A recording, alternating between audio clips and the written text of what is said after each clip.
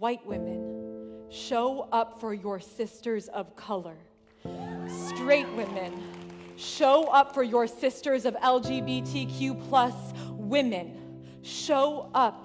Have the guts to overlook differences, because really the difference is as drastic as progress or no progress.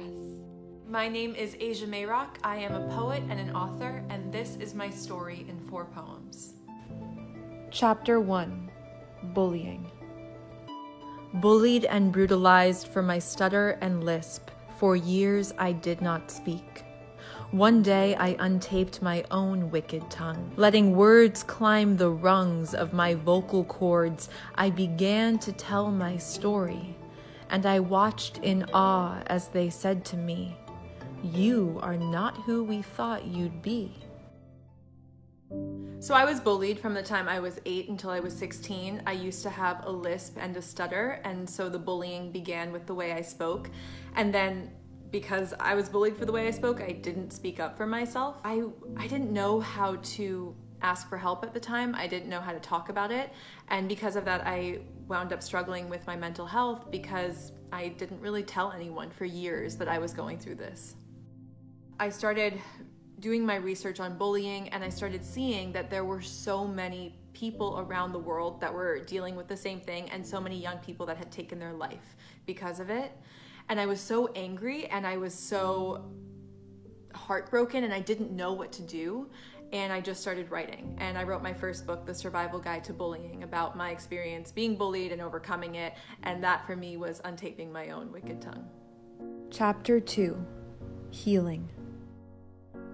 Next time they are cruel to you, listen carefully. And if you listen, you will hear their pain. And just like that, you will see their heart. At the time, I was too clouded by my own experience that I couldn't see it.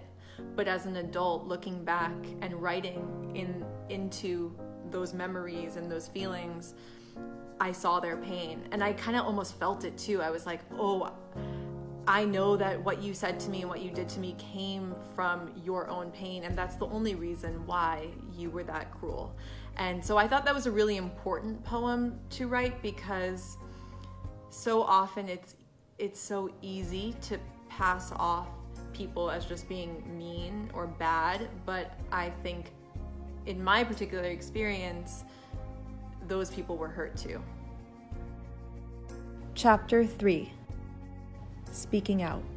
She has a fire that you can see when you look into her eyes. Flames swallow up her self-doubt. She has always been one to run towards the storm.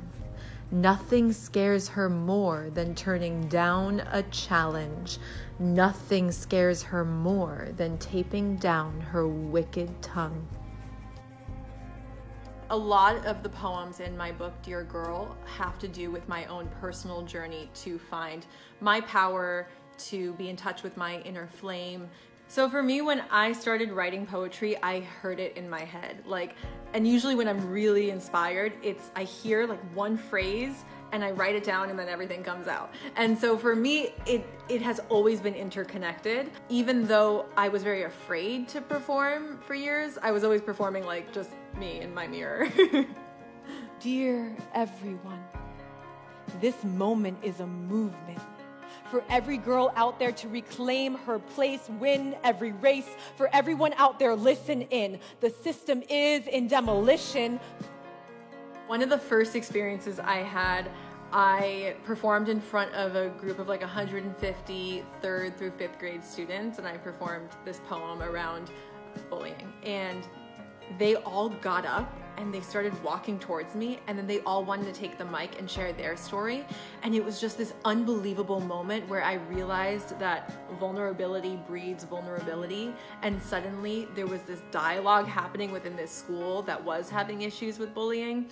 It was so incredible, and I think it was a gift for me also as a performer, because it was such a beautiful moment and it gave me a sense of confidence I didn't have before. Chapter 4. Vote. There is a world up ahead where people are not targeted for beliefs or bodies, where peace isn't fantasy, it's reality. Build the world you hope your children will see. This could be the greatest voter turnout in history, I think, for this election. And there's so many young people that are change makers that are doing such incredible work. And so I'm hopeful for the future, especially because of the young people that are just so passionate and so educated about everything going on.